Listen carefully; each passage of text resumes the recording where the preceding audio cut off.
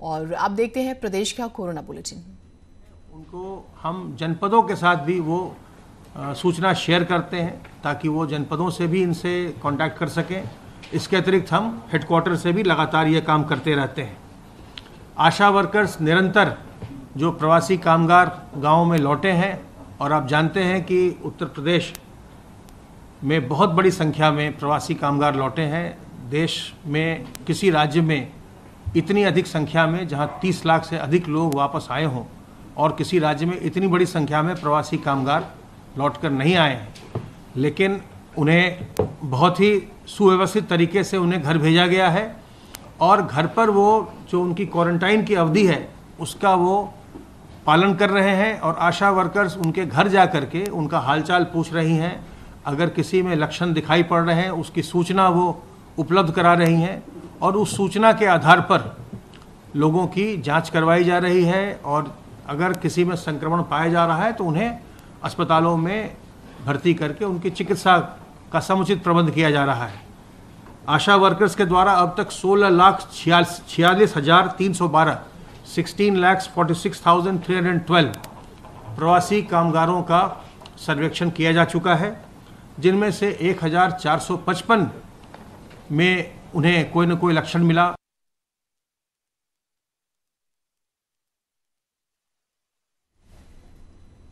गई।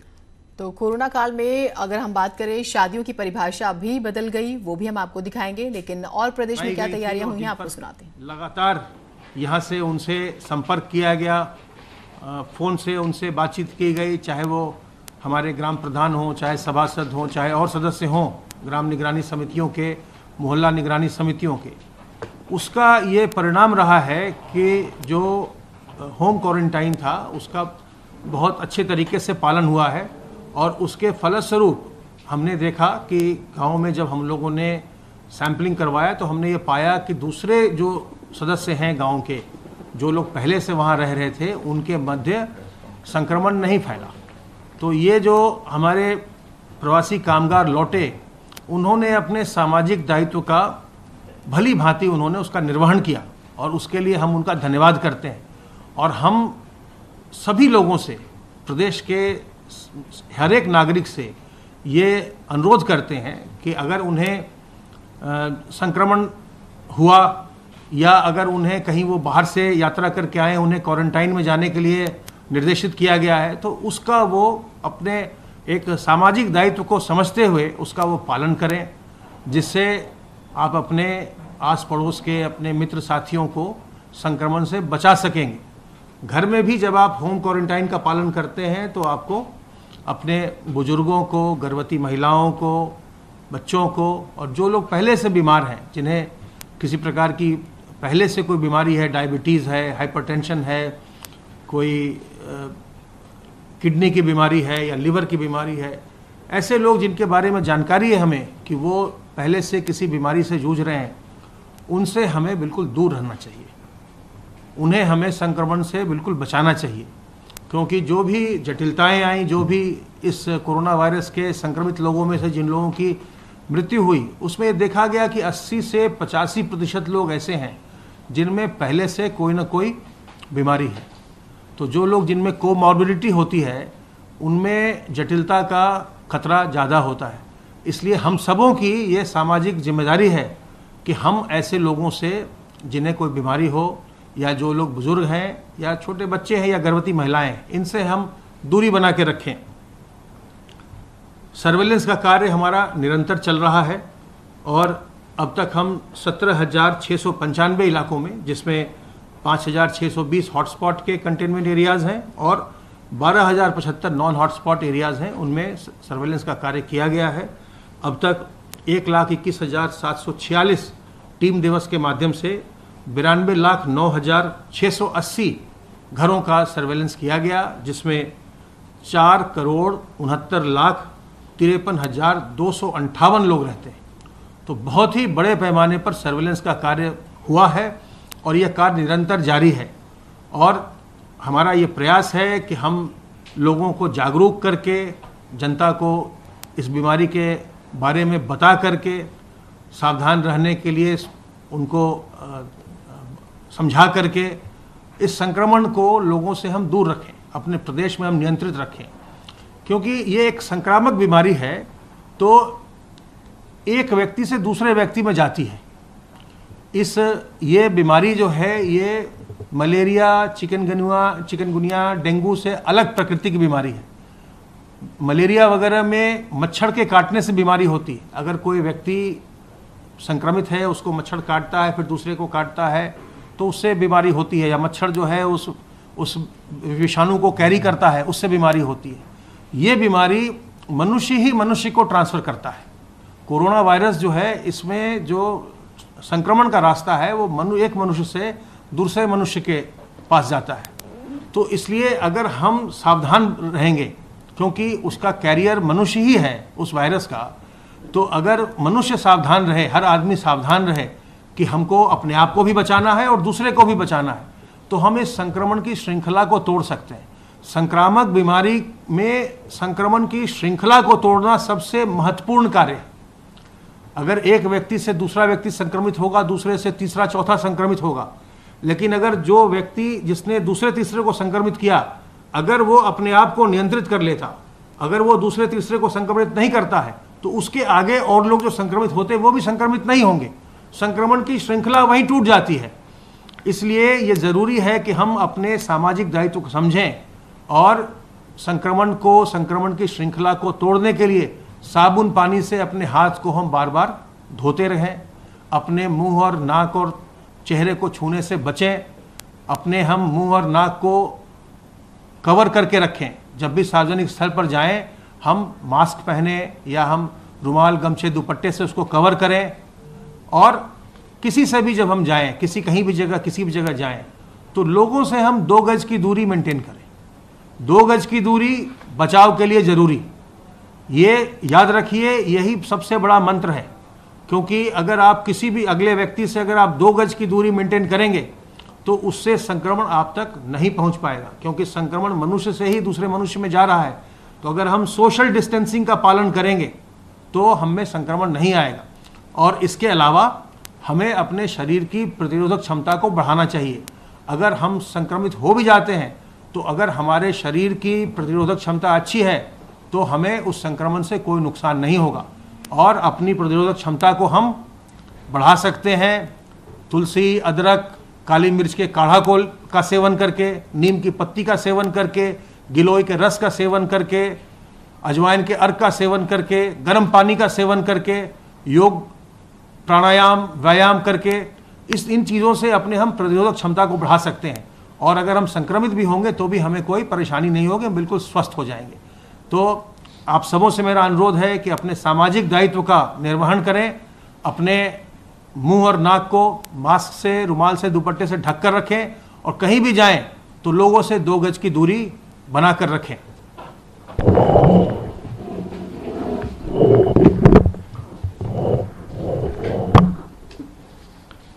माननीय मुख्यमंत्री जी ने आज टीम 11 की बैठक लोक भवन में ली। माननीय मुख्यमंत्री जी ने बहुत स्पष्ट ये कहा है कि जहां लॉकडाउन का पालन लोगों ने किया, वहां अनलॉक का मतलब भी अनुशासन है। अनलॉक भी इस शर्त पर है कि सोशल डिस्टेंसिंग मेंटेन किया जाएगा। अनलॉक भी इस शर्त पर है कि मास्क पहना जाएगा। अनलॉक भी इस शर्त पर है कि भीड़ भाड़ नहीं की जाएगी। अनलॉक भी इस शर्त पर है कि कहीं कोई व्यक्ति थूकेगा नहीं। अनलॉक भी इस शर्त पर है कि जो निर्धारित क्षमता है वाहन में उससे अधिक नहीं बैठेंगे। अनलॉक भी इस शर्त पर है कि रात के 9 बजे से सुबह 5 बजे तक जो है कर्फ्यू जो है उसका पूरा पालन होगा और लोग उस समय बाहर नहीं निकलेंगे। इस कड़ी में उन्होंने ये आदेश दिया है कि ये जो पूर्ण अनुशासन बनाया जाना है ये बहुत आवश्यक है।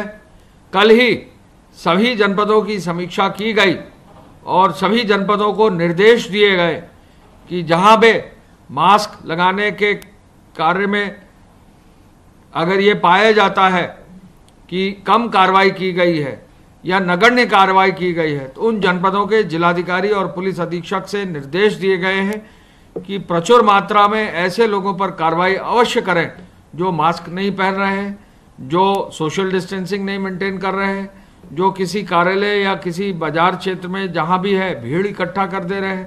तो ऐसे कार्यों पर किसी तरह से भी कोई भी टॉलरेंस नहीं होगा। ये निर्देश मुख्यमंत्री जी ने दिए हैं। गृह विभाग की ओर से भी हर जिलाधिकारी को उनके द्वारा किए गए लॉकडाउन और उसके बाद अनलॉक की व्यवस्था में जो भी कार्य करने हैं, गाइडलाइंस भारत सरकार की अनुरूप जो गाइडलाइंस आई हैं उसके अनुरूप जो प्रदेश सरकार ने आदेश दिए हैं उनके पालन करने के लिए आज गृह विभाग की तरफ से सभी अधिकारियों को, सभी वरिष्ठ पुलिस अधीक्षक, सभी सीपीज, सभी जिलाधिकारी और सभी मंडलायुक्त को आदेश दिए गए हैं।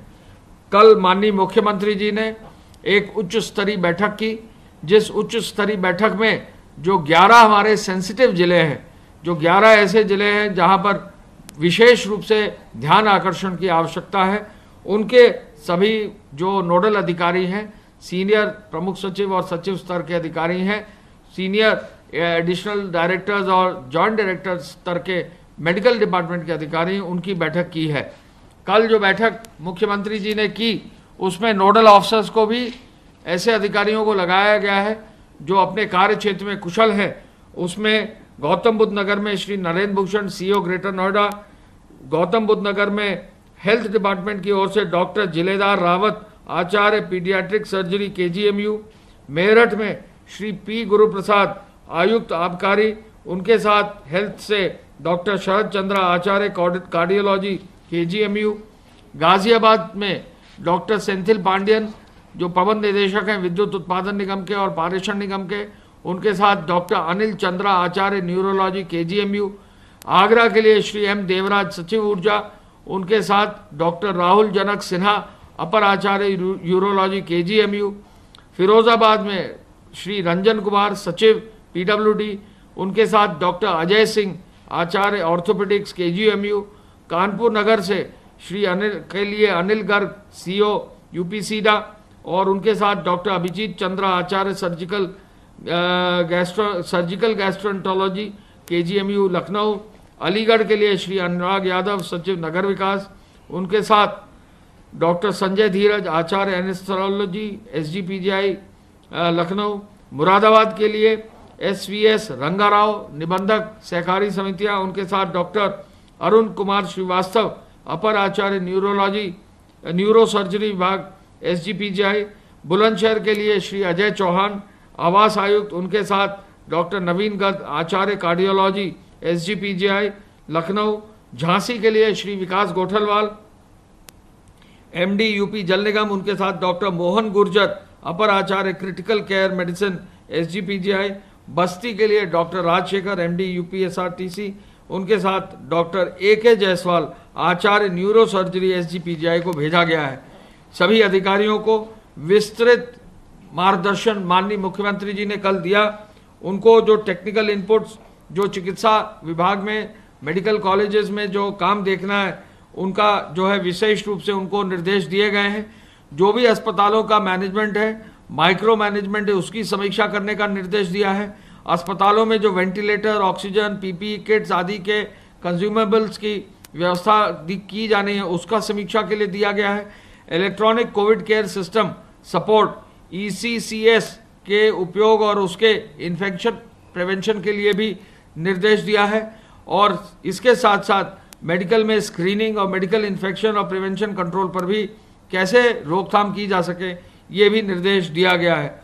कोविड के रोकथाम के लिए सर्वेलेंस और जांचों का भी समीक्षा करने और उच्च स्तरीय ब्रीफिंग के लिए सभी निर्देश सभी ऐसे सीनियर ऑफिसर्स को दिया गया है।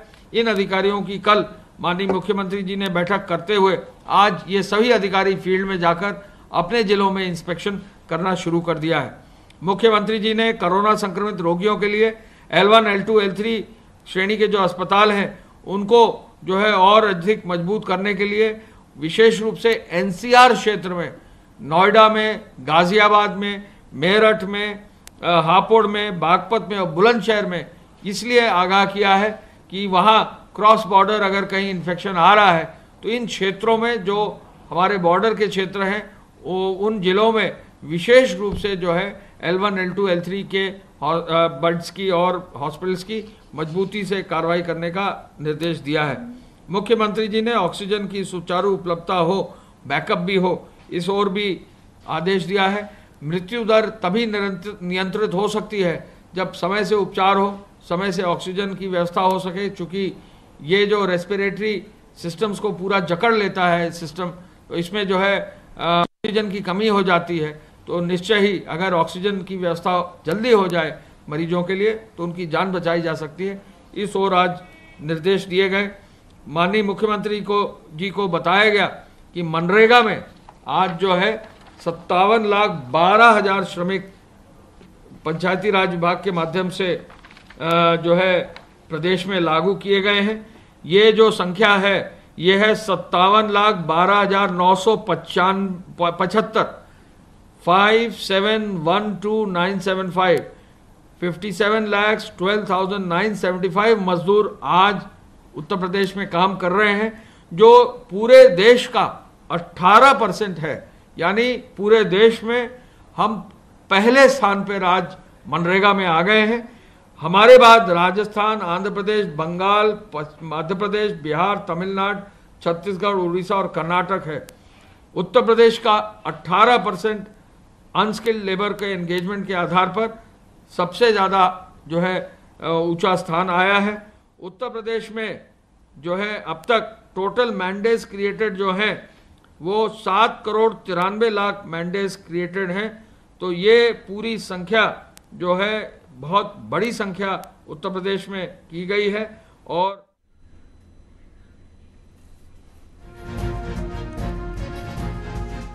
तो प्रदेश सरकार की तैयारियों का जिक्र आप देख रहे थे और किस तरह से आपको भी अपनी जिम्मेदारी निभानी है, वो भी इस बुलेटिन में इतना ही। नमस्कार।